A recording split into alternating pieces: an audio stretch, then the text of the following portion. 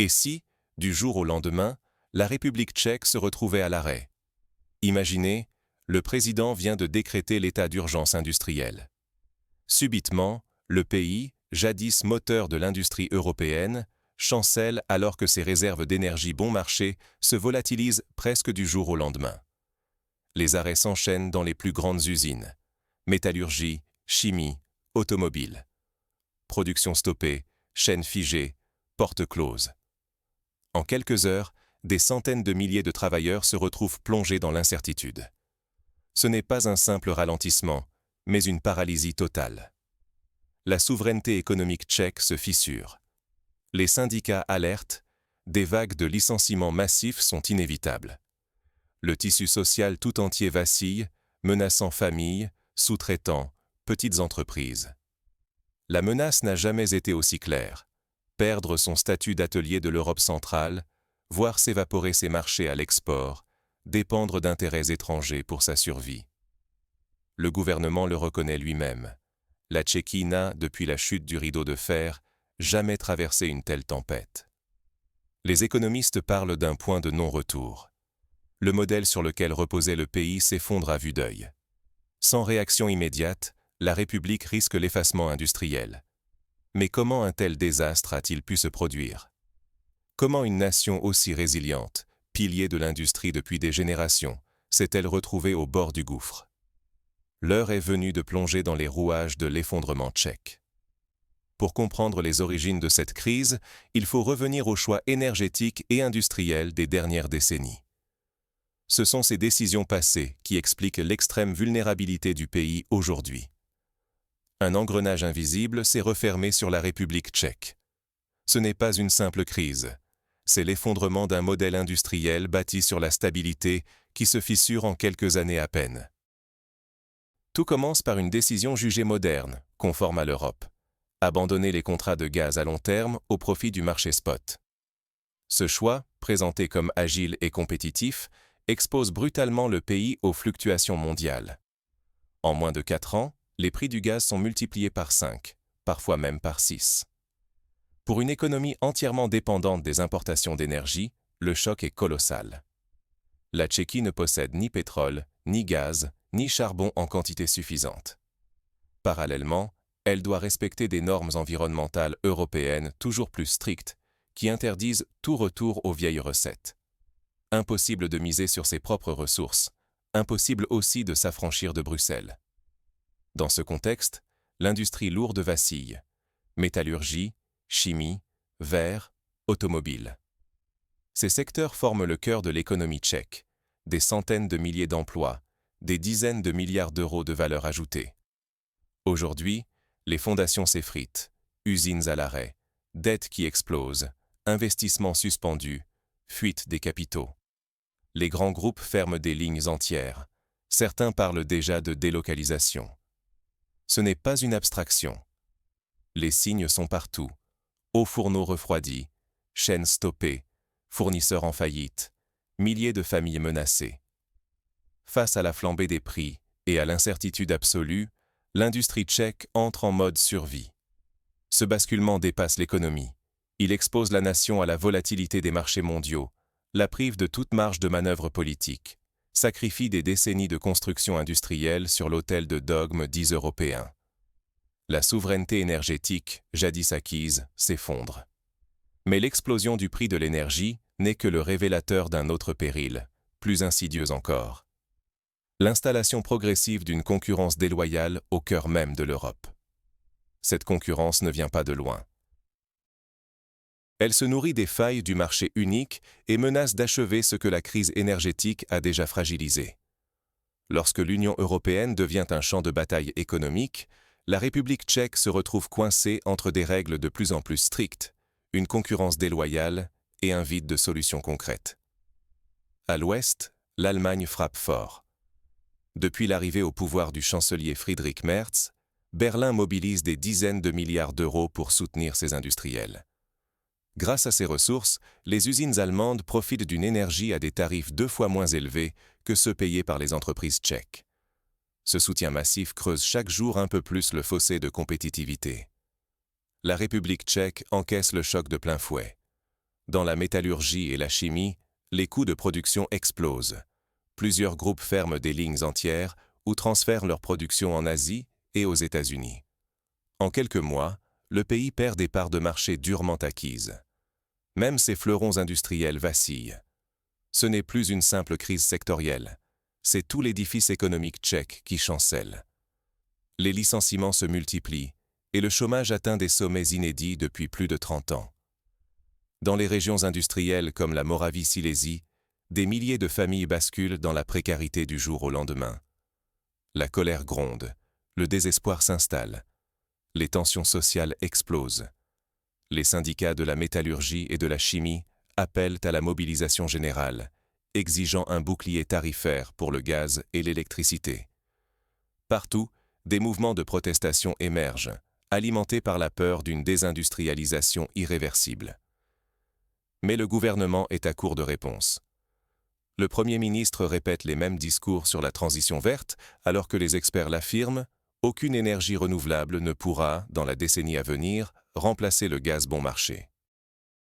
Les mesures proposées peinent à convaincre, et l'exécutif apparaît de plus en plus isolé, contesté à l'intérieur, inaudible à Bruxelles. Sur la scène internationale, la Tchéquie tente d'alerter ses voisins du groupe de Visegrad. Mais la Pologne et la Slovaquie, elles aussi frappées de plein fouet, se replient sur leurs priorités nationales. Les institutions européennes, elles, restent inflexibles. Pour Bruxelles, la crise énergétique doit accélérer la décarbonation, sans égard pour la réalité industrielle tchèque. Dans cette impasse, le pays voit partir ses cerveaux. Jeunes ingénieurs, chercheurs, techniciens de haut niveau cherchent ailleurs des perspectives stables et mieux rémunérées. Les universités tchèques n'arrivent plus à retenir leurs talents. La jeunesse, hier fière de faire avancer l'industrie nationale, regarde désormais vers Berlin, Vienne ou Montréal. Jamais le risque n'a été aussi grand. Déclassement économique, perte de savoir-faire, fracture sociale. La République tchèque s'enfonce dans la spirale de la désindustrialisation et le doute ronge son avenir. Mais un événement inattendu va bientôt bouleverser la situation et révéler de nouvelles fractures. Ce qui semblait être une crise purement économique va prendre une dimension encore plus explosive. Que reste-t-il à sauver et à quel prix? La République tchèque entre dans la phase la plus critique de son histoire industrielle. Les arrêts en cascade frappent l'acier, la chimie, l'automobile, le verre, jusqu'aux matériaux de construction. Chaque jour, de nouvelles lignes de production s'éteignent, laissant des dizaines de milliers de salariés dans l'incertitude. Autant de sous-traitants voient leurs commandes s'évaporer, pris dans le même courant de panique industrielle. Dans cette urgence, le déficit budgétaire s'emballe.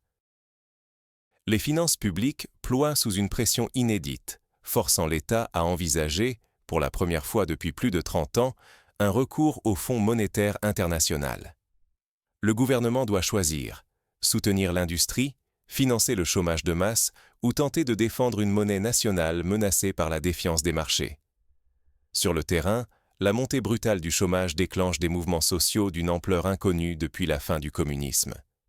Grèves, manifestations, blocages d'usines deviennent le quotidien. Le spectre de troubles politiques majeurs plane sur la Tchéquie, alors que la population exige des réponses claires et des actes immédiats. Face à cette gravité, un débat national d'une intensité rare éclate dans les médias et dans chaque foyer. Faut-il relancer le nucléaire à marche forcée, quitte à ignorer les règles européennes? Revenir au charbon pour sauver des emplois, malgré l'urgence climatique? Ou quitter le marché unique énergétique au risque de s'isoler de l'Union européenne? Mais la crise déborde. Le risque de contagion à toute l'Europe centrale est réel. La Slovaquie, la Pologne, la Hongrie partagent les mêmes faiblesses énergétiques.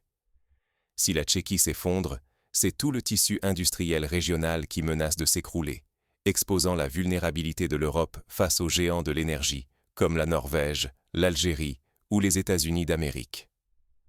Pour la République tchèque, l'enjeu est existentiel. Perdre son industrie, voir une génération basculer dans la précarité, devenir le symbole d'un échec industriel européen à l'ère post-gaz russe. Les investisseurs fuient, les dirigeants délocalisent, la souveraineté économique vacille. l'heure n'est plus seulement à sauver des usines. C'est tout un modèle de société et la place du pays dans l'Europe de demain qui se joue. Mais si la République tchèque se débat, certains voient déjà poindre la prochaine étape. Faut-il tout reconstruire ou changer de cap? L'heure des choix irréversibles approche. La République tchèque est-elle le laboratoire d'un nouveau modèle industriel ou la première victime d'une faillite systémique? Derrière cette crise se profile une menace qui dépasse les frontières. Tout l'équilibre industriel de l'Europe centrale se fissure. Première urgence, repenser la souveraineté énergétique et industrielle. La dépendance à des flux imprévisibles expose le pays à la brutalité du marché mondial, où le plus vulnérable paie toujours le prix maximal. Il devient vital d'abandonner le pari d'une seule source d'approvisionnement ou d'un unique modèle économique.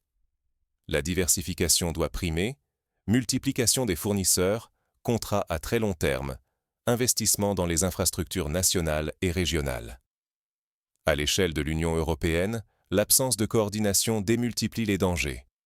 L'exemple allemand, avec ses subventions massives à l'industrie, montre un découplage inquiétant. Cette stratégie affaiblit la concurrence et menace la cohésion du marché unique. La leçon est limpide. Sans stratégie commune, chaque pays risque de devenir otage de ses propres choix, tandis que les plus puissants imposent leur tempo au reste du continent. Des politiques énergétiques trop rigides, dictées par l'urgence écologique ou la peur du court terme, fragilisent la résilience industrielle. Poursuivre la transition verte sans filet pour l'industrie lourde, c'est scier la branche sur laquelle reposent des centaines de milliers d'emplois. L'équilibre entre écologie et survie économique sera la clé de la décennie à venir. Pour sortir de l'impasse, la réindustrialisation fondée sur l'innovation et la montée en gamme technologique est désormais cruciale. Miser sur la haute valeur ajoutée, la robotique, l'économie circulaire ou les technologies propres offrent une chance de rester compétitif malgré la flambée des coûts de l'énergie. C'est aussi la seule voie pour préserver des emplois qualifiés et restaurer la confiance des investisseurs. Mais la République tchèque est aujourd'hui le signal d'alarme. L'échec de Prague peut très bien se répéter à Varsovie, Budapest ou même Paris. Si l'Europe ne tire pas les leçons de ce choc, c'est l'ensemble de son modèle industriel qui vacillera, avec des conséquences directes sur le pouvoir d'achat, l'emploi et la cohésion de millions de familles. Face à cette crise, la question n'est plus de savoir qui sera le prochain, mais comment l'Europe peut réinventer son modèle avant qu'il ne soit trop tard. Un choix collectif s'impose, à la hauteur de l'urgence. L'industrie tchèque survivra-t-elle à la tempête, ou sommes-nous témoins du début d'une nouvelle ère pour l'Europe? La question n'est plus théorique. Les conséquences de la crise énergétique frappent chaque foyer, chaque usine, chaque village du pays et résonnent bien au-delà de la frontière tchèque. Ce n'est pas seulement la République tchèque qui vacille, mais tout le modèle industriel européen qui se retrouve sous pression. Aujourd'hui, la perte d'emplois se compte déjà en dizaines de milliers, et demain, ce seront peut-être des centaines de milliers de travailleurs, du nord de la Bohême au cœur de la Moravie, qui verront s'effondrer la stabilité sociale qui était acquise depuis plus de 3 décennies. La souveraineté industrielle, pilier de l'indépendance nationale, est désormais fragilisée. Lorsque les plus grandes usines ferment leurs portes, ce ne sont pas que des machines qui s'arrêtent, mais une partie de la mémoire collective, du savoir-faire et de la fierté d'un peuple qui risque de disparaître.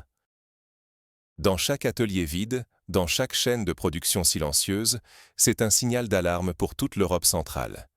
Les enjeux dépassent les seules statistiques économiques. La perte de stabilité sociale peut engendrer une montée des tensions, des inégalités accrues, une défiance généralisée envers les institutions. Quand la précarité remplace la sécurité, le tissu social se déchire et la démocratie s'en retrouve affaiblie. Avons-nous vraiment pris la mesure du risque? Face à cette urgence, l'heure n'est plus à la résignation ou à l'attentisme. L'Europe doit agir, collectivement, pour éviter que la crise tchèque ne devienne le point de départ d'une spirale incontrôlable sur tout le continent. Il nous faut repenser le modèle énergétique, réinventer les politiques industrielles, retrouver le sens d'une solidarité réelle, au-delà des discours et des rivalités nationales. Chacun de nous est concerné. Salariés, entrepreneurs, familles, élus. Le sursaut ne viendra pas d'en haut, mais d'une prise de conscience collective, d'une volonté d'agir ensemble pour défendre un mode de vie, une dignité, une souveraineté qui ne se négocie pas. Refuser la fatalité, c'est déjà commencer à reconstruire. Alors, la crise tchèque sera-t-elle le tombeau de l'industrie européenne ou le laboratoire d'une renaissance? Cette question, c'est à nous tous d'y répondre, par le débat, l'engagement et la vigilance sur chaque décision qui se prend aujourd'hui. L'histoire n'est pas écrite d'avance, mais elle se joue maintenant, dans l'urgence d'un réveil collectif.